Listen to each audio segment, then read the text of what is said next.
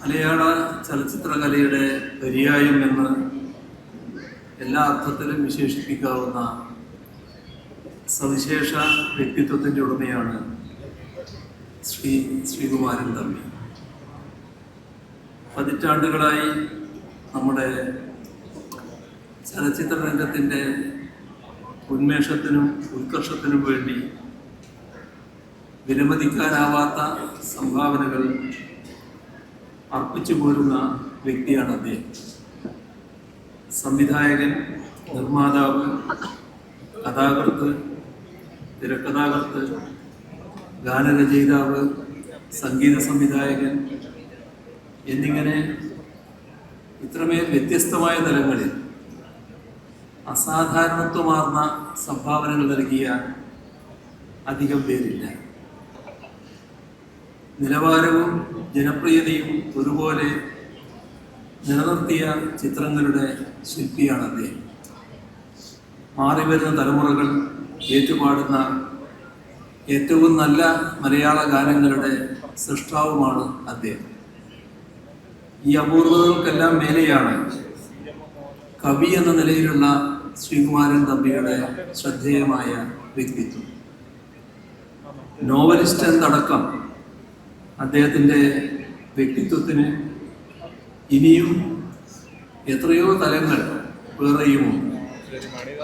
ഇങ്ങനെയുള്ള ശ്രീകുമാരൻ തമ്പിയുടെ പേരിൽ അദ്ദേഹത്തിൻ്റെ ആരാധകരും സുഹൃത്തുക്കളും ചേർന്ന് ഒരു ഫൗണ്ടേഷൻ സ്ഥാപിച്ചത് സന്തോഷകരമാണ്.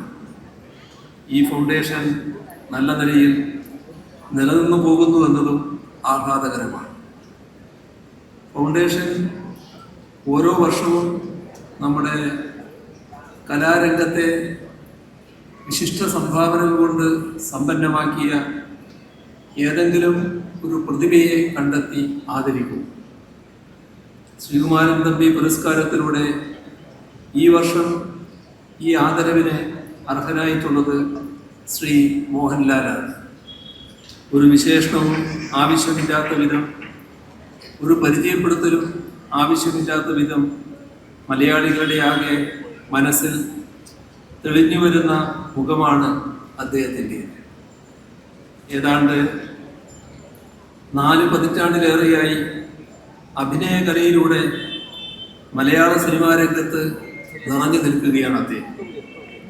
ഇടക്കിടക്ക് ഇതര ഭാഷകളിലും പ്രത്യക്ഷപ്പെടുന്നു. ആ നിലക്ക് മലയാള ചലച്ചിത്ര കലാകാരൻ എന്ന അടിസ്ഥാന മേൽവിലാസത്തിൽ നിന്നുകൊണ്ട് തന്നെ ദേശീയ ചലച്ചിത്രകാരനായി ഉയർന്നു നിൽക്കുന്നു മോഹൻലാൽ.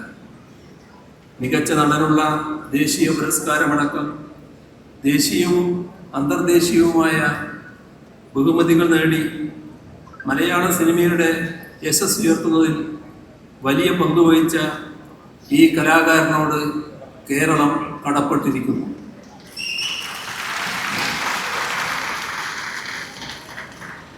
താരപരിവേഷത്തോടെ ചലച്ചിത്ര രംഗത്ത് നിൽക്കുമ്പോൾ തന്നെ നാടകകലയിലും ശ്രദ്ധിക്കാൻ മോഹൻലാൽ മനസ്സുവെച്ചു.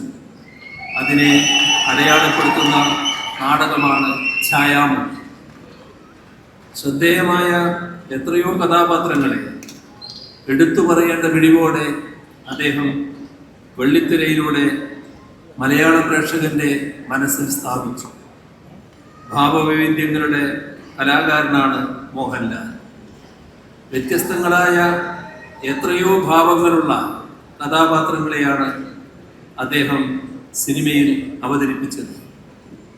ചലച്ചിത്ര കലാകാരനായിരിക്കെ തന്നെ ടെറിട്ടോറിയൽ ആർമിയിൽ ലഫ്റ്റനന്റ് കേണൽ പദവിയിലിരുന്ന് ചെറുപ്പക്കാരെ സൈനിക സേവനത്തിലൂടെ രാജ്യരക്ഷയ്ക്ക് സംഭാവന ചെയ്യാൻ മോഹൻലാൽ പ്രേരിപ്പിച്ചു. എടുത്തു പറയേണ്ട ഒരു കാര്യമാണ് അദ്ദേഹത്തിലെ മനുഷ്യത്വവും അതിൻ്റെ ഭാഗമായ ജീവകാരുണ്യ മനോഭാവവും. കേരളത്തിൽ പ്രളയ ദുരന്തമുണ്ടായപ്പോൾ ആദ്യഘട്ടത്തിൽ തന്നെ മുഖ്യമന്ത്രിയുടെ ദുരിതാശ്വാസ നിധിയിലേക്കുള്ള സഹായം പ്രഖ്യാപിച്ചവരുടെ നിരയിലാണ് ശ്രീ മോഹൻലാൽ. കേരളത്തെയും കേരളീയരെ ആകെയും നെഞ്ചോട് ചേർത്ത് പിടിക്കുന്ന കേരളീയനായ ഈ കലാകാരൻ എല്ലാ ഘട്ടത്തിലും അഭിനയകലയിൽ അത്യപൂർവം പേർക്കുമാണ് കഴിഞ്ഞിട്ടുള്ള ഔന്നത്യങ്ങളിലേക്ക് എത്താൻ സാധിച്ചു. ഈ അഭിനയ പ്രതിഭയ്ക്ക് ശ്രീകുമാരൻ തമ്പിയുടെ നാമധേയത്തിലുള്ള പുരസ്കാരം നൽകുന്നത് അർഹതയ്ക്കുള്ള അംഗീകാരമായി തിളങ്ങി നിൽക്കും. ജീവിതമാകെ കലക്കായി സമർപ്പിച്ചാൽ മാത്രമേ ഇത്ര ശക്തമായും വിപുലമായും മറ്റേതെങ്കിലും ഒരു കല ഇന്ന് ജനങ്ങളെ സ്വാധീനിക്കുന്നു എന്ന് പറയാനാവില്ല. അതിലെ ഓരോ അംശവും ജനമനസ്സുകളെ ബാധിക്കും. മനസ്സുകളെ മലിനമാക്കുന്ന അംശങ്ങൾ സിനിമയിലായാലും സിനിമാ രംഗത്തായാലും ഉണ്ടാവുന്നില്ലെന്നുറപ്പ് വലിയ ഉത്തരവാദിത്വം അതുകൊണ്ട് തന്നെ ആ രംഗത്ത് പ്രവർത്തിക്കുന്നവർക്കുണ്ട്. ജനങ്ങൾ നൽകുന്ന വലിയ സ്നേഹവും ആരാധനയുമൊക്കെ അവർക്ക് ധാർമ്മിക മൂല്യങ്ങൾ പകർന്നു കൊടുക്കുന്ന തരത്തിൽ തിരിച്ചു കൊടുക്കാനുള്ള ചുമതലയും കടമയും ഉത്തരവാദിത്വവും ഉണ്ടെന്ന് അർത്ഥം. സ്ത്രീകൾക്ക് നിർഭയമായി കടന്നു വന്ന് തങ്ങളുടെ കഴിവുകൾ തെളിയിക്കാനുള്ള എല്ലാ സ്വതന്ത്രാവസരങ്ങളും ചലച്ചിത്ര രംഗത്തുണ്ടാവണം. കലാകാരികളുടെ മുൻപിൽ ഒരുവിധ ഉപാധികളും ഉണ്ടാവരുത്. കലേതരമായ ഒരു വ്യവസ്ഥയും ഉണ്ടാവരുത്. ഈ കാര്യത്തിൽ സംസ്ഥാന സർക്കാരിന് വലിയ നിർബന്ധം ഉള്ളതുകൊണ്ട് തന്നെയാണ് ചില പരാതികൾ ഉണ്ടായപ്പോൾ സ്ത്രീകളുടേത് മാത്രമായ ഒരു കമ്മിറ്റിയെ നിയോഗിച്ചത്. ഇന്ത്യയിലെ ആകെ ഒരിടത്ത് മാത്രമേ ഇത്തരമൊരു നടപടി ഉണ്ടായിട്ടുള്ളൂ. അത് കേരളത്തിലാണ്. നമുക്ക് അഭിമാനിക്കാവുന്ന ഒരു മാതൃക. അവർക്ക് കലാപരമായ കഴിവുകൾ തെളിയിക്കുവാൻ കഴിയുന്ന സുരക്ഷിതത്വമുള്ള വിധത്തിൽ കലാരംഗെടുക്കാൻ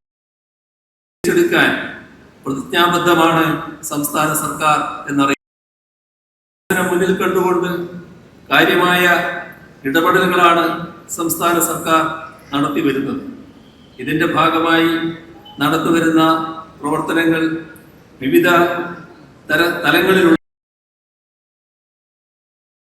വികസന പ്രവർത്തനം. ആദ്യഘട്ടത്തിൽ 70 കോടി രൂപ രണ്ടാം ഘട്ട വികസന പ്രവർത്തനങ്ങളുടെ വിശദ പദ്ധതി രൂപരേഖ തയ്യാറാക്കി വരികയാണ്. കായംകുളം, വൈക്കം, അളഗപ്പ നഗർ, പയ്യന്നൂർ എന്നിവിടങ്ങളിൽ പുതിയ തിയേറ്ററുകളുടെ നിർമ്മാണ പ്രവർത്തനങ്ങൾ പുരോഗമിച്ചു വരുന്നു. വനിതാ, പട്ടികജാതി, പട്ടികവർഗ വിഭാഗങ്ങളിൽപ്പെടുന്ന സംവിധായകർക്ക് സിനിമ നിർമ്മിക്കുന്നതിനുള്ള ധനസഹായവും നൽകി വരികയാണ്. പരമാവധി അനുവദിക്കുക.